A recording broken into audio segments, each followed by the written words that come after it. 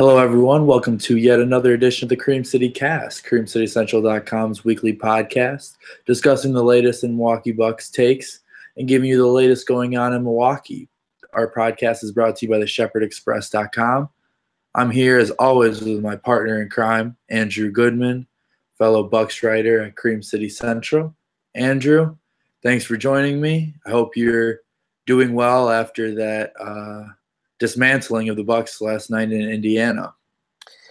Yeah, hanging on by a thread here, Dylan, after that 96-109 defeat. And this, as we all know, the score was definitely not as close as it looked. The Bucks got blown out from the beginning, and, this wasn't even a game at all. Yep, you're right. The Bucks struggled very much so right out of the gates, losing the first quarter by 20 points. It was really just frustrating because, like we've always been saying, it seems like we're a broken record. One game they play really, really well as they have, and then next get usually a game where they should probably win. They just seemingly just fall off of a cliff. What do you think was probably one of the bigger factors going into last night's game that led to the loss? Well, coming off of a great win at Washington, snapping that 6-game losing streak in Washington, D.C., you'd figure they have the momentum after an off day coming in, traveling to play the Pacers. They got Victor Oladipo back, but for all intents and purposes, this is a team you expect the Bucks to beat night in and night out. But, like you said, consistency as, the best Bucks quality is that they're consistently inconsistent. And we saw that yesterday in the blowout. Yeah, you're right. Getting a little more specifically into what I think was kind of the downfall of the Bucks was really just their lack to control the paint. As I said in my 5 takeaways on Cream City Central, you can go check it out if you want. There was a really big presence felt by the Pacers bigs that the Bucks couldn't quite match up with. Thaddeus Young, Miles Turner, and Sabonis really was the difference in the game. They scored a little under half of the Pacers' total points, and they really just did it without much of a fight from the Bucks. And it starts me to wonder. John Henson worries so much about his offensive production, and we worry so much about it, but man, they could not stop the front court of the Pacers last night. Yeah, Indiana was getting whatever they wanted. Domantas Sabonis, Miles Turner, even Thaddeus Young was getting in on the action as well. And he also played excellent defense on Giannis Antetokounmpo. He pretty much shut him down. But, yesterday I saw the Pacers time after time again. They would swing the ball and there would be someone open under the basket. I don't know if that's rotation or whatever that is, miscommunication on defense, but I've seen that happen far too much this season. And yesterday was only just like a small example. They've done that many times before this season, unfortunately.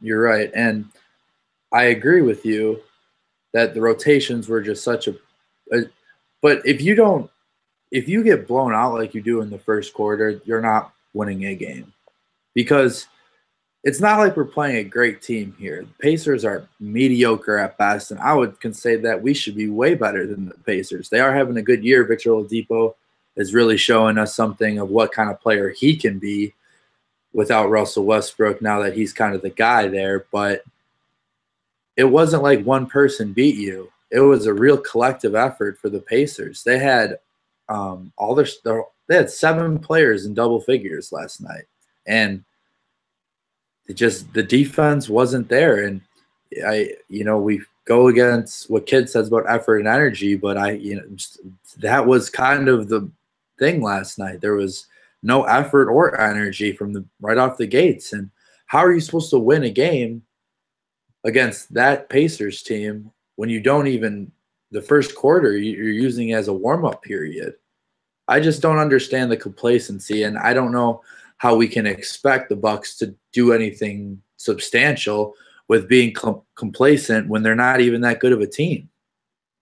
Yeah, what really stood out to me yesterday is you mentioned the size, disadvantage yesterday. Thon Maker was so incredibly bad yesterday in 18 minutes. He scored 1 point, 0 of 2 from the field, 1 of 2 from the line, 3 rebounds, and he was a -10. He just looked lost out there. He looked like high school maturity level Thon Maker. Yeah, and I've seen a lot of backlash on Twitter about Thon, and you're waiting for a flash or a game. He had a good one against Toronto, but there's nothing substantial that you can see that kind of makes me think that he's going to be a good player. I mean, you're trying to, I guess, win this year, like make a run, because you need to win a playoff series if you're going on the trajectory that you think. But, man, sometimes you just got to stop and realize, look around and evaluate, and that brings us kind of into what we were going to talk about next, that it appears that the Bucks have sort of taken a step back from DeAndre Jordan talks and kind of getting rid of the farm to bring him on, and possibly bringing in kind of a lesser center, I suppose, and maybe Tyson Chandler is a name that's been thrown around. I think that's something that would benefit. I like the name Tyson Chandler. You're going to get rebounding, you're going to get toughness, and you're going to get a leader on the court. And playing Thon Maker in that role, he's not developed enough to do it. No, I agree with you. And Tyson Chandler, I've always liked Tyson Chandler from his early days. Like you said, he's a great person to have in the locker room. He's another vet. He's going to give you a post presence, and he has a good offensive game too. He's really effective in the paint. Really like what he brings defensively. Good rim protector. Might not be as good as he was in his heydays, but he can still get it done. And most importantly, the rebounding factor, which is what the Bucks need. We'll see if they take a shot at Andrew Bogut or someone of a lesser extent, like maybe Kyle O'Quinn. So do you think they should bring in Bogut? No. I think that is a question that it's tough, because do you bring in Bogut? You can sign him very minimally.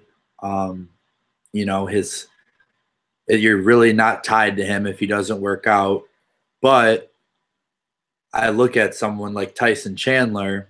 You're not necessarily going to give up the farm for him, but you will have to possibly get rid of something of value to get him. It's tough. How much of a risk are you willing to take to see immediate success? I personally would rather take a little bit more of a risk and go after Tyson Chandler, because I think he can offer you more, and you know what you're going to get from him. But the question is, do they want to be a little risky and go with Bogut and hope that he can amount to something? Because the trade deadline's coming up pretty soon here. Mm-hmm. Yeah, no, it's coming fast, and the Bucks continue to be linked to DeAndre Jordan, and I'm still very, very adamant on the Bucks saying no to DeAndre Jordan. And I see a lot of people on Bucks Twitter, they really like the idea of DeAndre Jordan. Like, sure, for NBA 2K purposes, this is a great idea, and like my franchise. But if we're actually thinking in terms of real life NBA, that's just the move that doesn't really make sense. Yeah, I definitely feel you with that one. It kind of does seem a little my 2K GM-ish, I was about to think. And I really hope that if they do get Jordan, they do their homework and at least have a commitment for more than 1 year. Because that would kind of be frustrating if you get him for 1 year, and even with Jordan, I don't know how much of a run the Bucks can necessarily take this year, but it's interesting what they'll do, because I think the move that they make with the center position really is a telltale of what the decision-making process is for this year. You go for Bogut. You're kind of hoping you hit on that one, and you're kind of content where you finish this year. You take Chandler.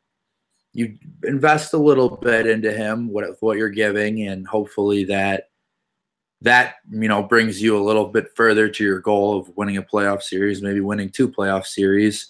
Or you get DeAndre Jordan, and you're kind of saying, well, you have him for 1 year, and we need to sort of make a move now. And I don't know. I mean, even with Jordan, there's no way that we're taking down LeBron. So I feel like that's kind of a bad idea. But that's why I think Tyson Chandler, because you would have him for more than 1 year. He is signed through next season, so you would have a little bit more lengthwise to play with him. So one thing I did like from yesterday, it was a very disappointing game, was Sterling Brown and Sean Kilpatrick's minutes that they gave. Granted, it being garbage time. What were your kind of takes on those two performances last night? Yeah, the Bucks really struggled to get anything going offensively, and then fourth quarter they're down like 26, something like that. So of course Jason Kidd decides to spin his little rotation wheel over there and puts in Sterling Brown and Sean Kilpatrick, and of course they play well, right, in their short stint, and they quote unquote narrowed the gap so it didn't look as horrible as it was. But for all intents and purposes, those two did outplay many of the starters yesterday for sure. Yeah. So that was definitely a positive in a game that had a lot of negatives. Yeah, I think that's definitely correct. They were the bright spots last night. And I think that it maybe opened up Jason Kidd's eyes a little bit that Sterling can fill it up for sure. I mean, he was out there for, let me see, he was out there for 12 minutes and gave you 11 points. Did have 4 fouls in those 12 minutes, so it was a little rambunctious on defense, but he hit 3 threes. And for a team that definitely needs shooting and scoring off the bench, I think Sterling getting some minutes, especially this time of season, you're kind of in the dog days of January and February before things start getting heated up for the playoffs. I think it would be actually a pretty good move to start playing him more. And, now that we have Kilpatrick guaranteed for the rest of the season, I also think that maybe seeing what he can offer you would be something, because, you can't play Jason Terry. I mean, no. I love what he brings. I wish he would almost be an assistant coach, but you have to be realistic here. I mean, Jason Terry is a liability on the defensive end of the floor. He'll occasionally knock down a 3, but, in 4 minutes, he was a minus 14. I think that's kind of telling of what he can do for this team. Yeah, I love the Jet. Great veteran presence. He's great energy on the bench, always gets the crowd into it, always cheering for his teammates. But, right now the Bucks, they're in January and they're only playing 8 total players. That's a big, big no-no for me, especially like you mentioned. We're only in January and things are going to heat up within the next month or so. And you're already riding the starters, especially Giannis and Chris, upwards of 38 minutes a night. And, there's really no reason to be doing that. And, they have Sean Kilpatrick, Sterling Brown. You got to use your players. You can't be riding your starters this hard, this early. Yeah, and just another thing, I guess going into riding your starters, like a little too tough. Giannis, for the first time in 27 games, did not have 20 and 5. He finished with 17 and 7. But he was a minus 19 from the floor, only shot the ball 8 times. And I thought Indiana really shut him down really well. Thad Young did a tremendous job on Giannis last night, and it really kind of showed what the flaws were. I mean, he did get to the line, 14 times and converted 11 of them. So he was driving and he was getting fouled quite a bit. But, man, it was difficult to watch because there was just no space for him to orchestrate. And it was just kind of, I guess, as long as Giannis doesn't have that jump shot to force space, I mean, a potential problem definitely just kind of showed up. Here's the problem with that, is we all know how athletic the Bucks are. And we know Giannis is an excellent transition scorer. He's a flow scorer, to say, the least, if the game is going fast. He tends to do better. And the Bucks, they don't seem to really have any urgency to push the ball up the floor. There were many, many times throughout the season where they're getting their possession started with 16 seconds left. And I believe they rank just below the middle of the pack in NBA in pace. and pushing the pace, and that's just not going to get it done for a team that excels in transition. Exactly. And that's, you have to look at sort of what Jason Kidd's telling them. I mean, they're not very good running sets. No, they're a horrible half-court offensive team. Exactly. And you kind of have to realize your strengths. I mean, yes, Indiana is going to try to slow you down, and if you're not getting stops on, if you're not getting stops on defense, you have to take the ball from out of bounds, and the defense gets time to set up. So that's where it comes from. You have to be causing steals and turnovers, and I don't necessarily see that as being what the Bucks are doing. Yeah, you have Eric Bledsoe, who's one of the quickest cats in the NBA, and he's just, slowly bringing the ball up the floor, nonchalantly. That just, it really annoys me. Yeah, I think that it's really just kind of it's not even a thing you learn in practice. I mean, these guys are all professional basketball players. They know what works and what doesn't work. So I wonder if it's the team kind of saying, all right, we need to slow things down, or if it's something from a hierarchy scenario where they're talking about, man, maybe we should slow it down and work on our half-court offense. But, I mean, clearly that doesn't work, No. It's ugly. Their half-court offense is ugly. And, I mean, they're definitely going to be able to play in transition. I mean, coming up this week against the Warriors, but you see they have a game against Orlando tomorrow on Wednesday. So hopefully you can sort of see the Bucks take control of that game. But that's where I think there's a big underlying issue, is that even against these subpar teams, they don't force the issue with them. They allow them to play their game, and the Bucks try to beat them at their game, and that's not really how it should work, in my opinion. You need to go out with the killer instinct, You need to put them to bed early. Which I don't think that they truly have. I guess one more thing that I wanted to touch on was, do you think that Xavier Mumford, do you think they brought him up just to get a feel for him, or do you think that you could possibly see Mumford playing some games here? Well, that's the thing with Kilpatrick and Sterling Brown seldomly getting off the bench. Yeah, I do like bringing in Mumford, just to see what he's got. He played pretty well for the G League Wisconsin Herd. I doubt he'll get much run, to really have any, consistent value, but I don't see why you wouldn't give him a shot. He can fill it up from downtown, which is what the Bucks need. They need someone to spread the floor. I'll be very irritated if Mumford does get that run in front of Sterling Brown. I don't think that'll happen, but I think it's something to definitely keep your eye on, to say the least. At this point in the season, nothing would surprise me, really. Exactly. All right. Did you want to give everyone our Shepherd Express Minute?